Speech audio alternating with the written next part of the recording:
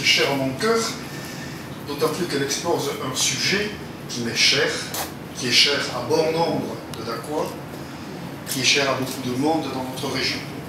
Je veux parler bien sûr de la tauromachie, et plus particulièrement de l'angle qui a été retenu pour cette exposition, qui n'est pas la tauromachie, mais les cultures taurines du Sud-Ouest. Ce titre me conduit donc à faire plusieurs remarques ici, à Dax, qui s'est proclamé ville de tradition taurine, un slogan que nous avions affiché dans nos arènes il y a quelques années, quand la menace des anti-taurins devenait trop lourde. Les remarques que je souhaitais faire concernent d'une part la tauromachie.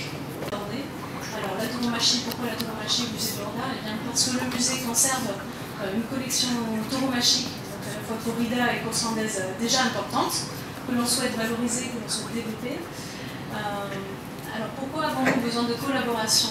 Eh bien parce qu'à un moment donné, nous avons eu le besoin de nous entourer de personnalités qualifiées du milieu tauromachique, de personnalités qui avaient un regard historique sur ces cultures taurines, puisque le titre de cette exposition, ce sont bien les cultures taurines, uniquement. Alors on ne va pas vous faire un exposé du taurin, voilà, ça ne va pas être un exposé sur la corrida, hein, on n'est pas dans les arènes de Dax, nous sommes au musée de Borda, donc vous allez avoir à la fois une approche historique, une approche culturelle, une approche artistique également, surtout dans cette pièce. Donc voilà, c'est tout ce à quoi le musée vous invite aujourd'hui. Voir ces cultures taurines un petit peu sous un autre jour, dans ce pendant d'arène.